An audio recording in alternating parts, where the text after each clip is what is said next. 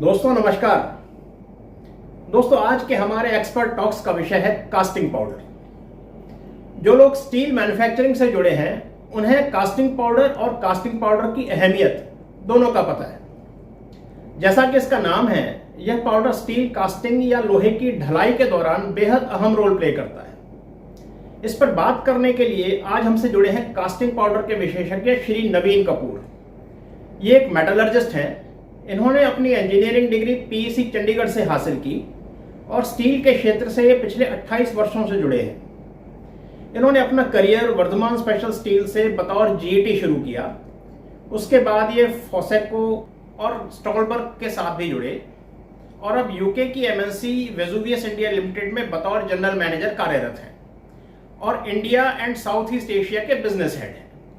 तो चलिए हम इनसे आज कास्टिंग पाउडर के बारे में विस्तृत जानकारी हासिल करते हैं। तो नवीन कपूर जी, बहुत बहुत स्वागत है आपका, और आपने हमारे शो के लिए समय निकाला, इसके लिए आपका बहुत बहुत धन्यवाद सर। जी, मैं भी शुक्रगुजार हूँ जी, आपने मेरे को मौका दिया डिस्कस करने का। तो नवीन जी, सबसे पहले हमें आसान भाषा में समझाइए हमारे दर्शकों को कि कास्टिंग पाउडर है क्या और ये क्या काम करता है। देखिए जी, कास्टिंग पाउडर समझाने से पहले मैं आपको बताना चाहूंगा कि स्टील को हम दो तरीके से कास्ट करते हैं। एक तो इनगट कास्टिंग, जिसको हम कुल्फी बोलते हैं, और एक कॉन्टिन्यूस कास्टिंग, जिससे हम बिलेट ग्लूम या स्लैब निकालते हैं। तो जो कास्टिंग पाउडर है वो दोनों जगह इस्तेमाल होता है, कुल्फी बनाने में भी काम आता है और कॉन्टिन्यूस। लेकिन कॉन्टिन्यूस कास्टिंग में इसकी महत्वता और बढ़ जाती है, क्योंकि कास्टिंग पाउडर में बहुत सारे पैरामीटर्स हैं जो हमको ध्यान रखने पड़ते हैं। कुल्फी में तो हम क्या करते हैं, पाउडर को मोल्ड के अंदर लटका देते हैं, नीचे से स्टील आता रहता है और ये ऊपर ऊपर अपना काम करता रहता है। लेकिन बिलेट कास्टिंग में या ब्लूम कास्टिंग में क्या होता है कि हमने बिलेट को ऊपर से नीचे लेके जाना है, तो सारा कुछ वाटर कूल्ड होता है। तो वाटर कूल्ड चीजें होने की वजह से हमें कास्टिंग पाउडर का इनगट कास्टिंग के मुकाबले ब्लूम कास्टिंग में या कॉन्टिन्यूस कास्टिंग में महत्व बहुत ज्यादा है। और अगर इसकी बात करें तो कास्टिंग पाउडर दो तरीके का होता है, एक पाउडर फॉर्म में होता है, एक ग्रेनुल फॉर्म में होता है। ठीक है। नॉर्मली जो कास्टिंग पाउडर है इसमें CaO, Al2O3, silica, MgO, MnO, fluorine, बहुत सारे एलिमेंट्स होते हैं जिनका ये मिक्सचर होता है। बेसिकली एक रॉ मटेरियल है। तो जो पाउडर फॉर्म होता है वो तो सिंपल हम एक मिक्सर लेके उसमें मिक्स करके दे देते हैं। लेकिन जो ग्रैन्यूल्स का होता है उसमें हमको एक ग्रैन्यूल का पर्टिकुलर साइज, ग्रैन्यूल की पर्टिकुलर डेंसिटी, इन सब चीजों का ध्यान रखना पड़ता है। और उसके लिए हमें एक सेपरेट प्रोडक्शन यूनिट लगाना पड़ता है, जिसकी कॉस्ट अगर हम देखें पाउडर बनाने के मुकाबले बहुत ज्यादा होती है। तो दो तरह के पाउडर होते हैं, एक टेलिकॉम पाउडर की तरह जो इनगट कास्टिंग में यूज होता है, और एक ग्रैन्यूल्स की तरह जो कि हम कॉन्टिन्यूस कास्टिंग में यूज करते हैं। इवन कॉन्टिन्यूस कास्टिंग में भी दो तरह की कास्टिंग होती है, एक ओपन कास्टिंग, एक क्लोज कास्टिंग। अगर ओपन कास्टिंग इंटरप्ट कर रहा हूँ इसमें, ये कॉन्टिन्यूस कास्टिंग में ये एग्जैक्टली कौन सी स्टेज पर यूज होता है, किस स्टेज पर डाला जाता है? हाँ, जब हम स्टील को टंडिस से मोल्ड में डालते हैं, तो जैसे ही हम स्टॉपर खोलते हैं उस टाइम से स्टील जब टंडिस से मोल्ड में आना शुरू करता है, उसी टाइम हम इसको डाल देते हैं। नॉर्मली क्या होता है, पाउडर दो तरह के होते हैं, एक स्टार्टिंग पाउडर, एक कास्टिंग पाउडर। एक स्टार्टिंग पाउडर वो होता है जो हम जैसे ही वो खुलता है, स्टैंड खुलता है, हम उसको उसमें डाल देते हैं, वो स्टार्टिंग पाउडर होता है। बहुत कुछ हल्का सा डालना होता है, तो जब चिलिंग हो जाती है उसके बाद हम ये स्टार्टिंग पाउडर यूज करते हैं। लेकिन कुछ कस्टमर्स ऐसे हैं यहाँ वो स्टार्टिंग पाउडर यूज नहीं करते, वो शुरू से ही कास्टिंग पाउडर यूज करते हैं। तो दोनों का डिफरेंस मैं आपको बता देता हूँ। जो स्टार्टिंग पाउडर होता है वो बहुत फास्ट मेल्टिंग होता है, वो जैसे ही हम डालते हैं वो पानी की तरह मेल्ट हो जाता है ताकि चिल्लिंग हो जाए। कास्टिंग पाउडर क्या है कि ये थोड़ी देर के बाद मेल्ट होता है, तो इसलिए हम रेकमेंड करते हैं पहले स्टार्टिंग पाउडर डालो, एक बार जब चिल्लिंग हो जाए उस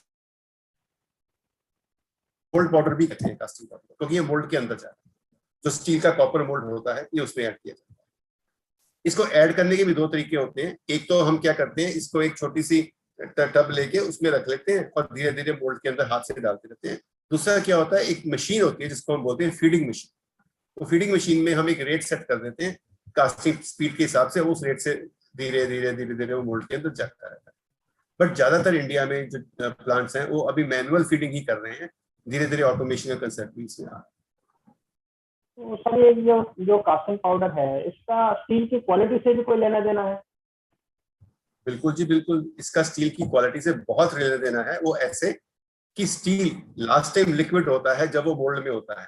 एक बार आपने पाउडर डाल दिया, उसके बाद स्टील की सॉलिडिफिकेशन स्टार्ट हो जाती है। तो जब एक बार स्टील सॉलिड बन गया फिर आप उसको चेंज नहीं कर सकते। तो कास्टिंग पाउडर का जो महत्व है वो बहुत इंपॉर्टेंट है। उसमें ऐसा है कि कास्टिंग पाउडर जब हम डालते हैं ये 3 लेयर में इस्तेमाल होता है। तो हम तो पाउडर डाल देते हैं, एक लेयर होती है जो पाउडर के कि वो स्टील के बिल्कुल साथ रहती है, बिल्कुल पाउडर की तरह मेल्ट हो जाती है, पानी की तरह वो लिक्विड हो जाती है। दूसरी लेयर होती है जो मशी जोन होती है, हल्की सी लिक्विड और हल्की सी सॉलिड होती है। और तीसरी जो ऊपर का पाउडर में दिखता है, हमें ऊपर से ही काला पाउडर दिखता है ऐसे जैसे कि सॉलिड पाउडर होता है, लेकिन उसके नीचे मशी जोन होता है और बिल्कुल उसके नीचे लिक्विड स्लैग होता है। तो वो जो लिक्विड स्लैग होता है एक्चुअल में वही सारा कुछ काम करता है। तो पाउडर के 3 मेन रिक्वायरमेंट्स होती हैं। एक तो ये लुब्रिकेशन का काम करता है, क्योंकि अगर स्टील में हम मोल्ड में जाएंगे और लुब्रिकेशन नहीं होगा तो स्टील तो मोल्ड को चिपक जाएगा। तो ये क्या करता है, स्टील स्ट्रैंड और स्टील के बीच में एक छोटा सा शेल्फ जो होता है उसको फॉर्मेशन में हेल्प करता है, तो लुब्रिकेशन का काम करता है। दूसरा क्या है, जब आपने स्टील डाला, अगर आपने उसको ऊपर से कवर नहीं किया तो आपका टेम्परेचर ड्रॉप हो जाएगा, तो ये इंसुलेशन में भी हेल्प करता है। तो पहला ये हेल्प करता है आपको लुब्रिकेशन में, दूसरा ये हेल्प करता है आपको इंसुलेशन में, तीसरा क्या होता है, जो मोल्ड है वो बहुत गर्म होता है, पानी से कूल किया होता है, वाटर कूल्ड मोल्ड होता है, तो ये हीट ट्रांसफर में भी आपकी हेल्प करता है। तो कोई हीट निकलेगी इधर से, ऊपर से हीट निकलेगी नहीं, तो मोल्ड से ये हीट ट्रांसफर में भी आपकी हेल्प। तो 3 फंक्शंस है, पहला लुब्रिकेशन, दूसरा आपका हीट ट्रांसफर ये हेल्प करता है, जो कि इसका सबसे इंपॉर्टेंट इसका काम। ये ड्यूरिंग द प्रोसेस में पता कैसे लगेगा कि ये पाउडर ठीक से काम कर रहा है या नहीं कर रहा है? मतलब प्रोसेस तो इसका मैं आपको बताता हूँ। हाँ, प्रोसेस स्टार्ट है, ठीक है, बिल्कुल। उसके 2 तरीके होते हैं। एक तो देखो, जो पाउडर है ये सरफेस पे काम करता है, इसका स्टील के अंदर से कोई रिलेशन नहीं। तो हमें सबसे पहले जब नीचे बिलेट बनेगा, हम उसकी सरफेस से पता लग जाता है कि स्टील में ये बिलेट में कैसा बना है, पाउडर काम कर रहा है कि नहीं कर रहा। वो ऐसे पता लगता है जब स्ट्रोक लेंथ होती है, मोल्ड वेयर करता है ऊपर नीचे वो करता है, तो एक स्ट्रोक लेंथ होती है। तो जो स्ट्रोक लेंथ होती है वो ऑसिलेशन मार्क छोड़ती है बिलेट के ऊपर। तो जब बिलेट नीचे निकलता है ठंडे होने के बाद, अगर आपके ऑसिलेशन मार्क्स बराबरी पे हैं, इक्वली स्पेस्ड हैं, तो इसका मतलब ये है कि आपके पाउडर ने बिल्कुल ठीक काम किया। नंबर 1। नंबर 2, जो मैंने आपको बताया था, एक जोन होती है जो बिल्कुल मेटल के साथ टच होती है, लिक्विड जोन होती है, उसकी थिकनेस से हम पता लगा सकते हैं कि हमारा पाउडर ठीक काम कर रहा है कि नहीं कर रहा। वो थिकनेस ऐसे होती है कि स्ट्रोक लेंथ, मान लीजिए किसी की स्ट्रोक लेंथ 4 mm है, किसी की स्ट्रोक लेंथ 5 mm है, सेक्शन साइज के ऊपर डिपेंड करता है। अगर आपकी स्ट्रोक लेंथ 4 mm है तो ये थिकनेस आपकी 10 mm होनी चाहिए। तो जब आप उसको स्टील वायर को डाल के देखते हैं, एक होता है स्टील वायर, एक एल्यूमिनियम वायर, दोनों को हम लेते हैं, डिप कर देते हैं, तो अगर उसकी थिकनेस 10 mm है तो मतलब आपका मोल्ड पाउडर ठीक काम कर रहा है। तो 2 चीजें, मोल्ड पे हम स्लैकफुल डेप्थ से देखते हैं और नीचे हम ऑसिलेशन मार्क से इसको देख लेते हैं कि हमारा पाउडर ठीक है। और अगर बाई चांस ये सपोज पाउडर ठीक से काम नहीं कर रहा है तो मतलब स्टील में किस तरह के डिफेक्ट्स आ सकते हैं? बहुत अच्छा सवाल है आपका। उसमें देखो, जैसे मैंने पहले बताया, स्टील लास्ट टाइम लिक्विड है मोल्ड में जाने से पहले, तो हमें बहुत ध्यान रखना पड़ता है कि जो भी हम पाउडर डालें उसकी क्वालिटी ऐसी होनी चाहिए कि स्टील की क्वालिटी को इफेक्ट नहीं करे। तो अगर मान लो पाउडर काम नहीं करता किसी तरीके से, या आपका स्ट्रोक लेंथ चेंज हो गया, या आपने पाउडर ढंग से नहीं डाला, तो उसकी वजह से डिफेक्ट आ सकते हैं। पहले मैं आपको बताता हूँ पाउडर डालना कैसे चाहिए। नॉर्मली क्या होता है कि मोल्ड ऑपरेटर फटाफट पाउडर देके मोल्ड को भर देते हैं, उसमें हमें ऐसा नहीं करना। पाउडर की 3 लेयर्स होती है, जो सबसे ऊपर वाली लेयर होती है वो काली होती है, तो जब धीरे धीरे धीरे धीरे लाल होनी शुरू हो जाए, इसका मतलब ये है कि पाउडर पूरा खत्म होना शुरू हो गया, तो आप पाउडर और ऐड करते हैं। तो जैसे ही आपको मेनिस्कस रेड हॉट होता दिखे, आप पाउडर को ऐड कर दीजिए, उसको फिर से ब्लैक कर दीजिए। तो इसको बोलते हैं ब्लैक प्रैक्टिस। तो जब आप ब्लैक प्रैक्टिस फॉलो करेंगे तो पाउडर आपको प्रॉब्लम देगा। तो मान लीजिए अगर इसकी वजह से प्रॉब्लम आती भी, एक पाउडर खराब है, या मोल्ड ट्यूब खराब थी, या पानी कम था, या किसी भी वजह से, तो पाउडर के जो मेजर 3 डिफेक्ट्स होते हैं, वो एक, पाउडर अगर मेल्ट नहीं किया स्टील में चला जाएगा, इसको हम बोलते हैं एंट्रैपमेंट। अच्छा, तो स्लैग फॉर्म में नजर आएगा तो इसकी वजह से वो ऊपर आपको नजर नहीं आएगा, वो नजर आएगा स्टील के अंदर चला जाता है, वो सरफेस में नहीं दिखेगा आपको। वो जब आप रोल करेंगे या कस्टमर के पास जाएंगे तो आपको दिखेगा कि इसके अंदर ये कहाँ से आ गया, एनएमआई कहाँ से आ गया। वो पाउडर के अलावा और भी हो सकता है, कंडीज से भी आ सकते हैं, नोजलेक्स भी आ सकता है, आपकी लाइनिंग से भी आ सकते हैं, पर पाउडर से भी आ सकता है। अगर पाउडर मेल्ट नहीं हुआ तो वो उसके अंदर चला जाता है, पहला डिफेक्ट। दूसरा डिफेक्ट क्या होता है, जैसे मैंने बताया था, ऑसिलेशन मार्क्स बराबर है। अगर पाउडर ठीक काम नहीं किया तो आपका क्या, बिलेट जो है बिल्कुल साफ साफ ऐसे लगता है जैसे कुछ खींचा खींचा होगा, वो रिपल मार्क्स, ऑसिलेशन मार्क्स दिखते नहीं आपको। तो जब वो दिखेंगे नहीं आपको तो आपकी सरफेस स्टील की स्मूथ नहीं होगी, तो आपको पता लग जाता है कि ये होता है। तो उसको लॉन्गिट्यूडनल क्रैक्स। तो 3 चीजें होगी, एक पाउडर इंट्रैक्टमेंट, एक आपके ऑसिलेशन मार्क्स बराबर नहीं हुए, और तीसरा आपका जो सरफेस थी वो भी इसकी प्रॉपर, सरफेस पे आपको धीरे धीरे धब्बे से दिखेंगे, स्कैब जिसको बोलते हैं।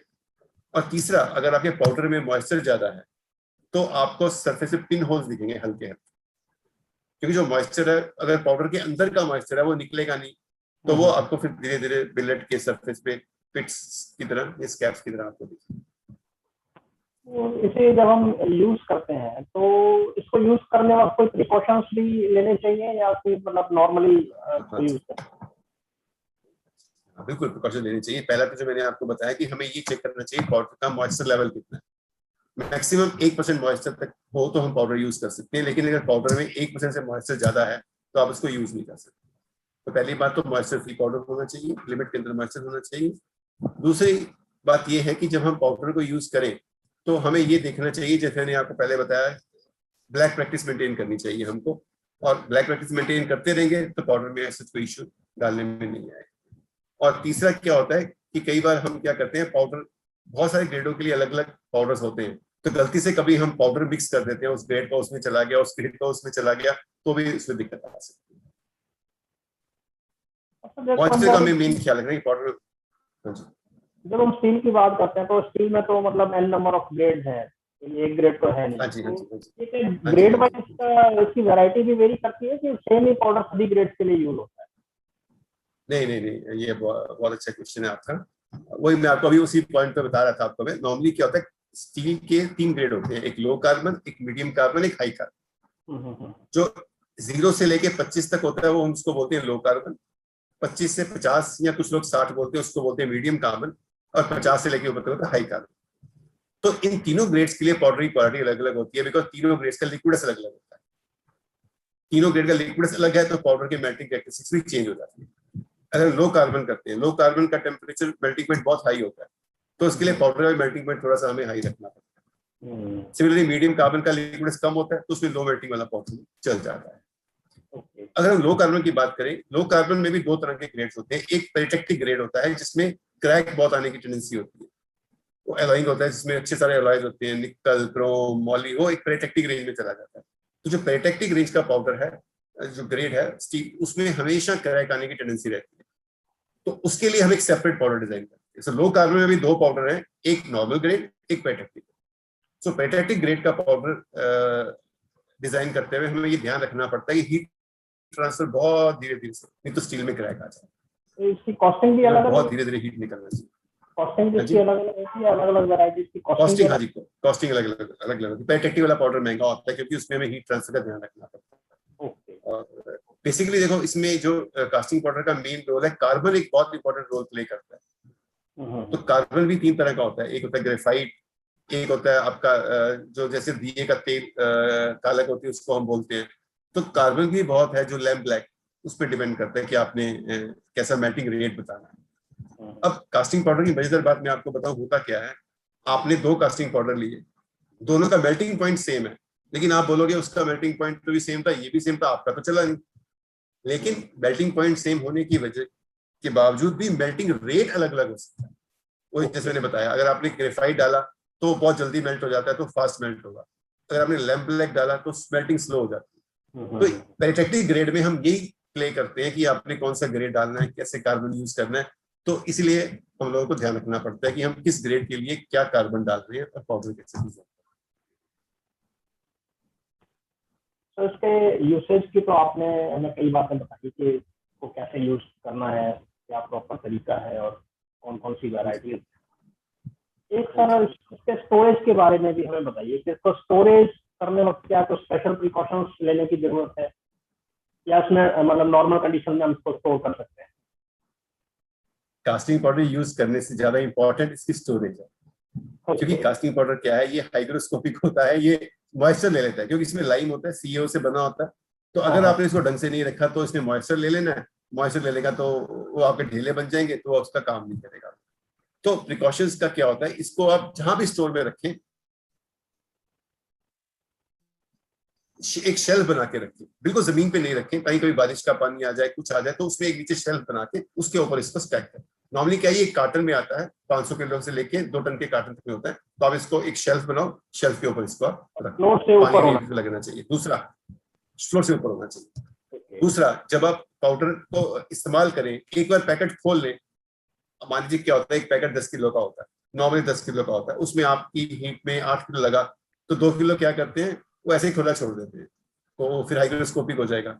तो या तो क्या करो, आप एक टब बनाओ जिसमें आप जो बचा है उसमें आगे से बांध करके आप उसमें रख सकते हो और दोबारा यूज करो। लम्प्स हम उनको ये रिकमेंड, ऐसे पकड़ता है तो लम्प्स बन जाते हैं। लम्स बन जाते हैं, जैसे आपने देखा ना, जाती है ऐसे बन जाता है फिर मॉइस्चर की वजह से। तो जब निकाला उसको यूज कर लो, अगर यूज नहीं करना तो आप उसको अच्छे से सील करके वापस पैकेट में रखें। नॉर्मली क्या करते हैं मोल्ड ऑपरेटर या कुछ भी, 8 किलो लगा 2 किलो फेंक देते हैं, तो वेस्टेज हो जाती है, तो उसको वेस्ट नहीं करना। तो आपको अपनी प्रैक्टिस से पता लग जाता है कि मेरी एक हीट में कितना किलो लगने वाला है, तो आप उतना किलो निकाल के बाकी सील करके आप इसको वापस रख दीजिए। दूसरा, तीसरा क्या है, इसकी एक शेल्फ लाइफ भी होती है, नॉर्मली 1 साल की शेल्फ लाइफ होती है। अगर आपने पैकेट खोला वो तो इस्तेमाल करना पड़ेगा आपको, लेकिन अगर आपने बंद पैकेट है वो 1 साल तक आप कभी भी यूज कर सकते हैं। तो मैं फिर से ये पॉइंट दोहराऊंगा, नंबर पहला कि मॉइस्चर से इसको बचाना है, रेनी सीजन में खासकर बहुत प्रॉब्लम होती है, तो आप इसको जमीन पे मत रखिए, जमीन से थोड़ा उठा के रखिए, नंबर 1। नंबर 2, पैकेट जब यूज करना है, जितना यूज करना है करिए, बाकी सील करके वापस रख दीजिए। और तीसरा, जब हम पाउडर यूज करते हैं, कुछ लोग कहते हैं कि पाउडर को हीट करके डालना चाहिए। पहले एक टेंडेंसी थी कि बारिशों के टाइम में क्या होता है कि पाउडर को हीट करो, तो हीट करोगे तो मॉइस्चर निकल जाएगा। ऐसा नहीं करना, आप मोल्ड के पास एक ट्रे रखो, उसमें पाउडर डाल दो, उस हीट से ही जितना मॉइस्चर है उसका निकल जाएगा, तो आपको अलग से हीट करने की इसको जरूरत नहीं। तो ये कुछ 2-3 प्रिकॉशंस है जो आपको पाउडर यूज में ध्यान रखना। और सबसे बड़ा ध्यान वही, पेरिटेक्टिक का पाउडर हाई कार्बन में नहीं जाना चाहिए, लो कार्बन वाला मीडियम कार्बन में नहीं जाना चाहिए।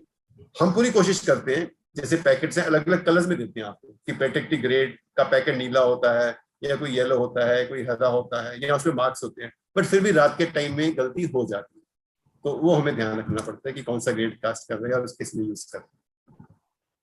सर एक लास्ट सवाल इसकी सोर्सिंग के रिगार्डिंग, आप तो यूके की कंपनी से जुड़े हुए हैं, तो क्या मतलब इसका इंडिया में भी प्रोडक्शन है या सिर्फ ये आउटसोर्स ही होता है? नहीं, इंडिया में प्रोडक्शन है इसकी। इसका मैं बैकग्राउंड आपको बताता हूँ। पाउडर बनाने वाली वर्ल्ड में बेसिकली 3 कंपनियां थी हैं, अभी भी 3 है। इसमें से एक तो स्टॉलबर्ग, दूसरी कंपनी विसुवियस जो पहले मेटलर्जी का थी, और तीसरी इंटोकास्ट। ये जो प्रोडक्ट है ये रॉ मटेरियल का ही सारा खेल है। अगर आपका रॉ मटेरियल कंसिस्टेंट है तो परफॉर्मेंस कंसिस्टेंट रहेगी। अगर आपका रॉ मटेरियल में जरा सा भी कुछ इफेक्ट हुआ तो आपके पाउडर का परफॉर्मेंस खराब होगा। तो जैसे आपको पता है कि इंडिया में रॉ मटेरियल्स की कंसिस्टेंसी उतनी नहीं है, या ऐसे अवेलेबल नहीं है जो कंसिस्टेंट रहे, तो नॉर्मली क्या है, ये पहले बाहर से ही आता था। लेकिन अभी इंडिया में स्टॉलबर्ग ने एक प्लांट लगाया अपना दुर्गापुर में, उन्होंने बनाना शुरू किया है, बना रहे हैं उसको, और धीरे-धीरे इसका प्लान है। इंडिया बाहर की पाउडर की है, वो अभी तक हम इंडिया में उतना नहीं कर पाए। नवीन जी, आपने बहुत मतलब महत्वपूर्ण जानकारी दी है, और जो दर्शक मेरे इस सेक्टर से जुड़े हुए हैं, कास्टिंग पाउडर के सेक्टर से या स्टील मैन्युफैक्चरिंग के सेक्टर से जुड़े हुए हैं, मैं समझता हूँ उनके लिए काफी महत्वपूर्ण जानकारी थी। सर धन्यवाद सर, बहुत बहुत आपका बहुत बहुत धन्यवाद जी, आपने मौका दिया मेरे को अपने शो में आने का। Thank you very much. So nice sir, thank you sir. Thank you.